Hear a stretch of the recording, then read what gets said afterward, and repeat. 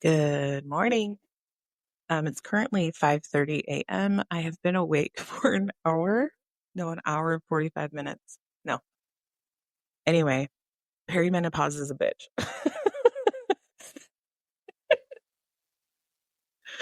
I'm so tired, but my mind is racing, and I had all these thoughts and was actually thinking about the conversation I had with my friend the other day about phones and cell phones and when are we getting our kids phones?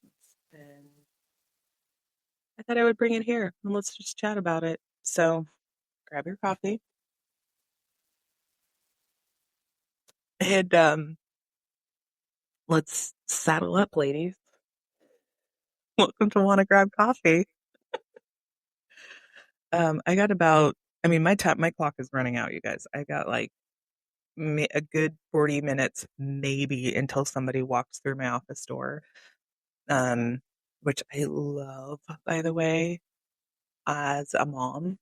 There are a lot of things that are challenging. There's a lot of things that are um, lovely and all of the stuff. And I know I don't need to preface it, but is there anything more scrumptious than a little teeny tiny baby coming into your room or wherever you're sitting when they first wake up and they're just so snuggled? And then they demand food and get cranky, and then your day starts. But that little snuggle time is my favorite. Um, as you can see, we're in our prime. We're in our prime. I am trying to utilize this time of no children being awake and my mind racing for good. So let's talk about phones. I was sitting at the pool with my friend the other day while our kids were swimming. Both of our oldest are besties, and they've been together for probably the last like 3 years in classes together. And they've grown really close and they have the sweetest friendship. And I'm so thankful for them, and I'm thankful for her. And we see eye to eye on a lot of things, parenting wise, but also just in life. And so we were having a conversation, and she said, "When do you think you'll get your oldest a phone?" And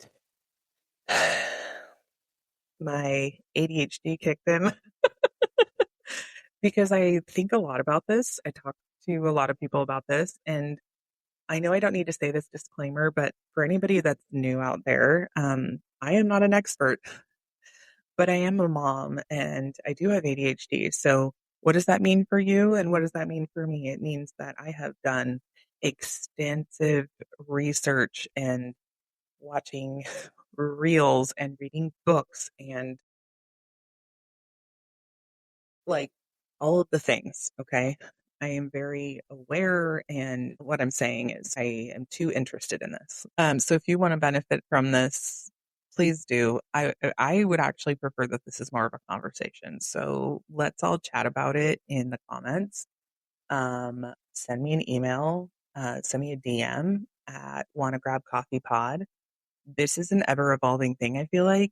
If you are parenting a child who's moving into the phone era, I want to hear what you know and what you've learned.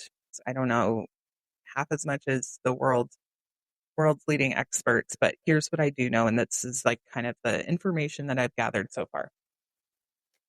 Um, where I want to start is I'm sure that most of you have heard of Jonathan Haidt. He wrote a book called The Anxious Generation, and it's about a lot of great things for us to be aware of as parents. So his book talks about as kids, we were growing up, we had the ability to make a lot of mistakes. The world was not chronically online, and cell phones just weren't a thing. So we were out in the real world. We were learning from our mistakes. We were interacting with people, having conversations, being awkward. We were not open to this world of potential dangers online, right? So now, as parents, we are navigating that in between of being a generation who didn't have that, and then coming into it into like for me, my high school and college years. Um, I just remember my parents being like, you don't need like cell phones are a thing, but you don't need them. You can use your mom's phone like for an emergency when you're going out with your friends. I'm like, cool. Nokia phone, T9. I'm texting. It was more just like I'm at the volleyball game by, you know, like it was there in case I got into a car accident, and there was really nothing more to it. So talking about he's talking about that to like where today we hold these little mini portals to the outside world, um and we can do everything on it. We used to have separate devices for all these things, right? We used to have a calculator, we used to have a camera, we used to have a video recorder, we used to have a desktop computer where we would go to access the internet and chat with our friends, and now it's all in one place. So we talk a lot, and so he talks about how that is actually more dangerous than them exploring their real life, than them getting on a bike and riding down to the local Target or something and, um, experiencing dangerous things or experiencing just life in general. You hand them a phone and they are open to literally the entire world, the World Wide Web, the crazy things out there, right? And then I pair that with my current line of work, which is security monitoring for schools. And I see these children navigating this very adult thing, and schools and parents doing their very best to protect kids from the dangers of the world. So that's one of the first things that I've kept in mind, when we're talking about giving our daughter a phone. There is so much out there that we as adults are aware of and can protect ourselves from and can put guardrails on, but kids don't know any better. Like, I save videos on my phone for my kids.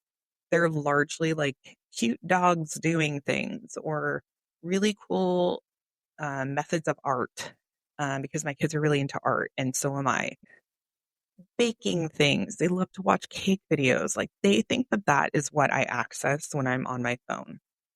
In this very same vein, when I'm scrolling through Instagram, there are wildly inappropriate things that come up, even in my algorithm, that I would never want them to see at this age. And we just so willingly hand over these devices to them. And sometimes we have boundaries on them and sometimes we don't. And so, anyway, starting there in that frame of mind, I distinctly remember my dad growing up when car phones became a thing. Do you remember that? He had a car phone in his car. And I remember being like, oh my gosh, this is peak technology. Like, this is incredible. Um, and he had it installed into his car. But like, otherwise, we had a home phone. And if we wanted to call our grandma and chat with her for a little bit, we did. If we wanted to call our friends, we did. Um, And the home phone was like the thing. It was in, somewhere in a central location. I think it was in our kitchen or something. And we just used that. But otherwise, the car phone was for emergencies. So anyway, I remember that. And then I remember my parents getting cell phones. I don't even remember asking them for a phone except for when I was started driving, and then of course it progressed from there. There are many days that go by where I wish I could go back to a flip phone. And if that's you, let's do it. I hate the idea that I am sitting on my phone or that and quite frankly, I hate the idea that my husband is sitting on his phone, just zoning out. It's so fun to sit and just flip through reels, especially after a long day, not getting a break from parenting. You don't have family that lives close by, or you don't have the means to hire a babysitter constantly. You don't have like a live-in nanny. Sitting on your phone and escaping for a few minutes is just something that we do. I know that you can probably relate. We don't have family close by, so we can't be like, hey, grandma, can you take him for a couple hours while we go disconnect or do something for ourselves? And so there's this whole like new concept out there called phubbing. I'm sure you've heard of it. If you haven't, phubbing, Phubbing. Um, Mary Van Gaffen talks a lot about this, and I'll link all of these things that I'm mentioning in my show notes. But Mary Van Gaffen talks about the concept of phubbing, which means that I am sitting here on my phone and my kid is telling me something that is important to them. And whether I think it's important or not, I'm still sitting on my phone. And this is what they're seeing. They're seeing me look at my phone while they're saying, Mommy, look at this. Mommy, mommy, mommy, mommy, mommy. And I'm just, oh, that's nice. Yeah. Oh, that's so beautiful. Right. What a shitty experience for that child. What what does this say looking here then rather than putting your phone down for 2 seconds, looking at their eyes, looking at their scribble scrabble on their paper and being like, wow, that's so awesome. That takes you 5, 10 seconds max to acknowledge them, to look at them and to engage them. Now, are our children the center of the universe? No. Do they need to learn that there are other people out there, that you are doing things on your phone that benefit them, or you're just like literally zoning out? That eye contact is so important to their development as a person, but also your relationship with them. Like, do you want your memories of them seeing you to be this? And then furthermore, when they finally get a phone themselves, is the interaction that they're witnessing you having constantly sitting on your phone and scrolling going to be what they then do? Because we know that we're modeling to them what is appropriate and what is not, whether you like it or not. I hate it. I hate that my actions directly impact what they do or how they act. For example, this week was stressful because I had two of my kids home, um, and they're still very much learning how to be independent and get things done, but also like be bored while mommy is working. And that's just the reality of our situation. We have a dual working household. I work at our home, like it's a remote job, and they just have to figure out how to entertain themselves. And this is like a trial run for next summer, honestly, because one of our kids is growing out of the camp that we've been sending him to. She's just like not into it anymore, and that's totally fine. But the other one is, younger and is like probably going to go to that camp next summer, but probably going to try other things. And so, what are you going to do while you're at home and you have all this free time? Like, I expect you to finish these tasks that we have as a family that we take on, but I also want you to enjoy your time of rest because guess what? School's coming soon. So use your off time, learn how to use it well or not well, but like, I can't be here to entertain you. I am working. I have responsibilities. Do I have more flexibility because I chose to downshift? Yes, I do. So I can get my work done. I can block out time on my calendar to hang out with them. I can take them to the pool and bring my computer with me, do a lot of things. But all of that to say, we're coming off a week of, um, so this week was stressful for me because I'm carrying mental load, work. It's getting to be busy season for us because my work is in ed tech. So, we're starting a new school year. Um, and helping people get set up before we head back to school. And then, I'm probably being shorter with them than I should be. Husband and I are not connecting like we usually do because, stress and all those stupid things, but just like short and snippy and quick to yell, to be completely honest.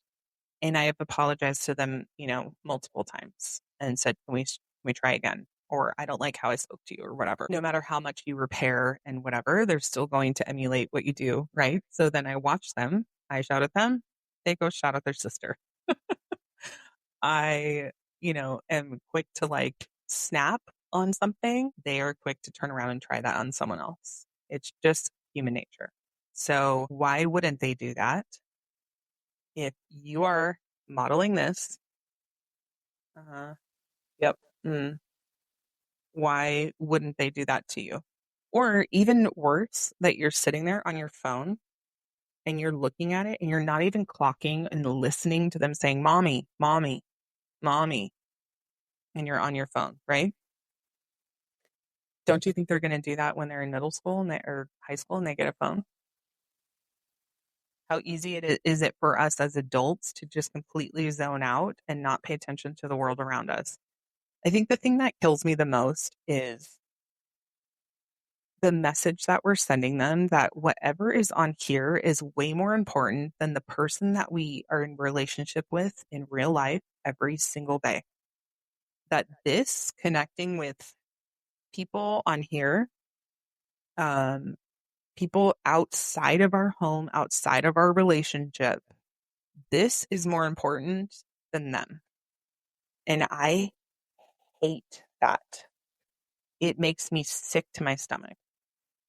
And if you're feeling uncomfortable, welcome. I think it's only natural, right? It's really hard for us as adults to not be addicted to this device and be forced to like use it. Like I pay my bills on here. I do my work on here. Like I can do my work from my phone for the most part. And that's why there's so many times where I'm like, "God, I would love a flip phone or I would love to just not have a cell phone anymore." But then, like other edge of the sword, it's so convenient. It's so nice to have, right? Everything at our fingertips. I can text someone. Like I told my friend the other day, like we were talking about this. I said, I have to explain to my kids that all of the things that I do on my phone. It's not just cute puppy videos and baking cakes. I got to coordinate play dates with their friends. I got to, pay bills. I got to do work emails. I got to schedule appointments for them. I need to buy groceries. I need to do all of these things. And my phone allows for me to do that. But I don't love the interactions that we're having or not having.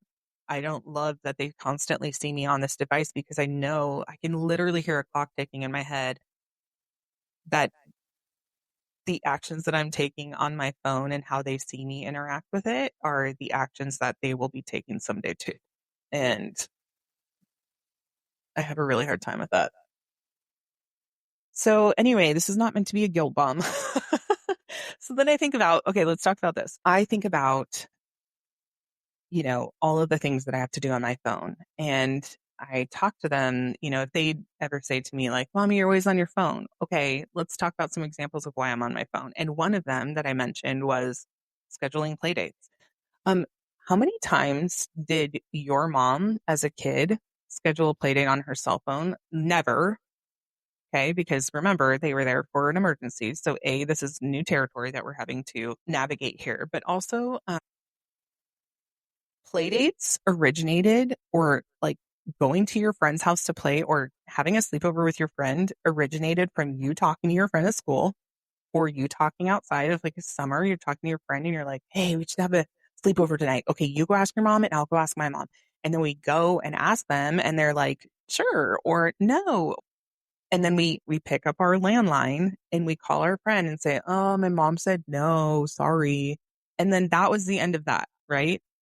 Or, yeah, my mom said yes. What time should I come over? Hold on. Mom, what time should she come over? Okay, come at 6 o'clock and we'll have pizza and we'll watch TGIF. Like literally, that was my childhood, right? But guess what skills I'm learning there? I'm learning how to coordinate a schedule on my own, asking, of course, for permission because that's what's age appropriate. But then, like, I'd have to pick up the phone and call my bestie on her landline. Hi, Mrs. Smith. Is Kim available? Okay, thank you. Okay. All of that right there, my mom had to teach me. Hello, Mrs. So and so. Is my friend available? And then you sit and you wait. Okay, thank you. If she's not available, they say, no, not right now. She's doing her homework or whatever. Okay, thank you. And deal with the disappointment and hang up the phone. Like those skills our kids, this generation is not learning, you guys. All the things that if you think about what a landline could bring to your home, um, we are just not learning that right now. Our kids don't have to pick up the phone and call someone and sit on the line and wait for somebody to come. Wait. They don't have to wait for anything these days. Do you remember having to wait? And like, even if it was just a minute for your friend to come to the phone, I am such a big fan of bringing back the landline. And I know that there's a lot of other specifically millennial moms that are like, yeah, let's bring back the landline. But guess what? I don't want the robocallers. I don't want my phone to be ringing at every hour of the day. I am already overstimulated at baseline. Okay. There's too many sounds. There's five people in this house, two adults and three children, and one of them is under the age of 4. So there's a lot of whining happening in this house. There's a lot of chitter chatter. There's a lot of good happening in this house. Okay. It's not always negative, but a lot of noise. If you're clocking it, that was about 25 minutes until somebody came into my room and just got a little squishy girl. Hi, come sit with me. You go say hi. So, what does that mean? That means that I don't want a landline because I don't want robocallers. I don't want people to constantly be blowing up my phone and my kids pick up and it's some kind of scam and they have no idea how to navigate that, right? I found this the coolest thing online. You've probably seen a advertisement for it. It's called Tin Can. It's a landline, but it's like playing off of, a tin can with a string and you chat with your friend from a tin can. And the whole concept of it is that it's a landline and it only calls pre-approved numbers and other tin can phones. I think that the technology behind it is like voice over IP almost, because you can call cell phones. So, for example, if my kids picked up their tin can landline, you could call Grandy and Papa, which is our grandparents, on their cell phones. You can call your friend on their tin can or on their mom's cell phone, that kind of thing. But still, they have a way to call people, to learn those social skills, to learn that delayed gratification. And I just love the concept. No robocallers, no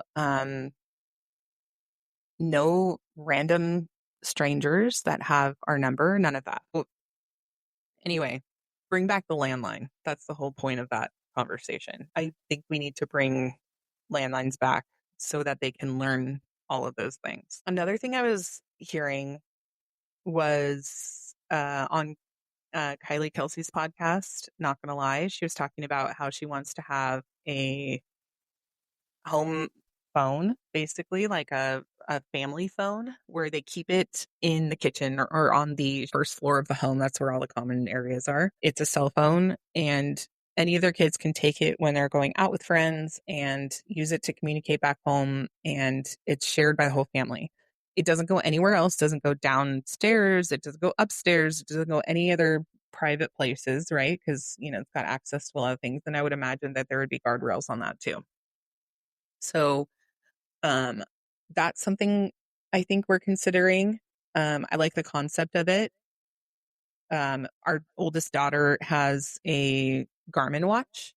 Um, no shade to Garmin because they're doing great things, but I don't love it 100%. I don't think I would recommend it, mostly because at her school, there's an issue with it picking up her watch. And that's like the biggest reason I got it for her, is to make sure that if she was at school and something happened, she could communicate with me. For the most part, it picks up at her friend's house and those types of things. I can track where she is and she can send me very basic pre-planned texts and it doesn't call out and nobody can call in. It doesn't have a calling feature. I think it's good for, I don't know. I don't know if it would be good for younger kids to have, because like, what is the point? Why do they need to be texting back home? And I don't think that they have the emotional maturity or social maturity, to be honest, to um, be wearing something like that with that much responsibility, like at school. Like I think about my 8-year-old, I'm like, no, I don't want to put that on her at school because she'll just be mindlessly scrolling through there and I can't control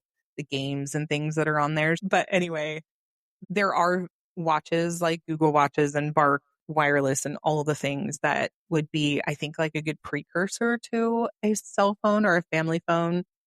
Even still, I think about if I'm going to unleash them with a family phone, and send them to a gathering with their friends with a phone, if all the other friends at that gathering have a phone, they're going to want to like be like them, right? Like it's peer pressure. Of course, when you're sitting in a group of friends and they're all scrolling on your phones and you're not, like that's feels lame and, like excluding.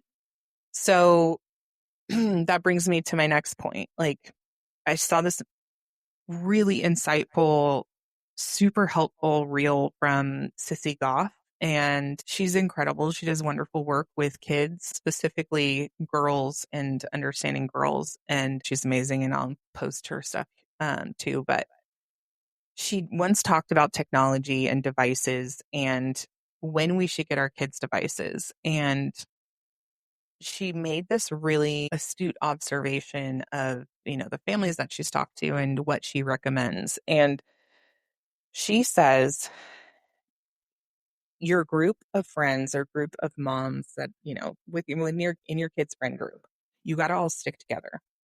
Or the kids in your grade, you got the moms and the parents have to stick together. And what she means is like, you don't want your kid to be the first or the last of your friend group to get a device, right? The first is like learning all of it, exposed to all of these things. You don't want them to be the first to have access to this very powerful device, right?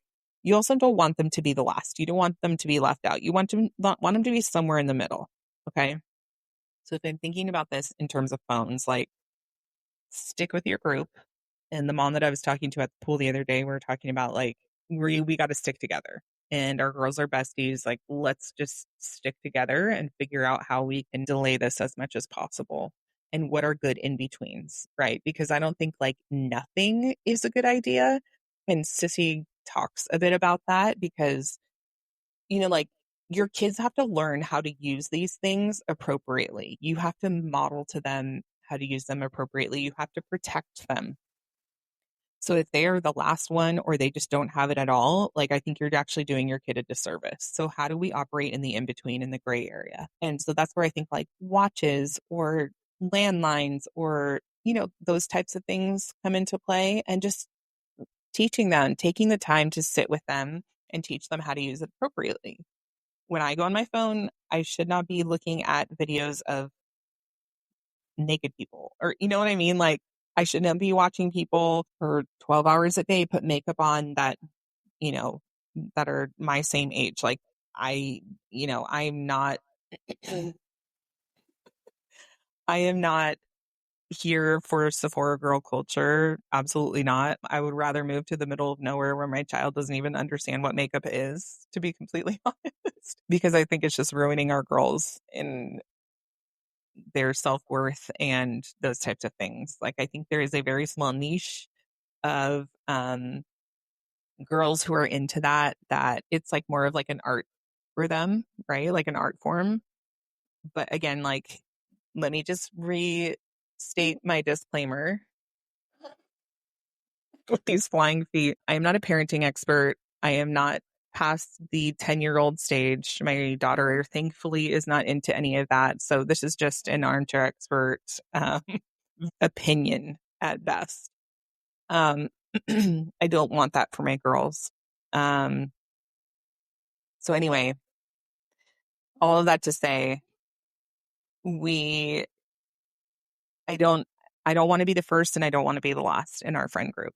I want to provide them with an example of what it looks like to have a healthy relationship with devices and also teach them how to appropriately interact with it so that they are best equipped to go into this world and be opened up into this world of the internet and all the good and bad it provides, because we can't just hand our kids devices.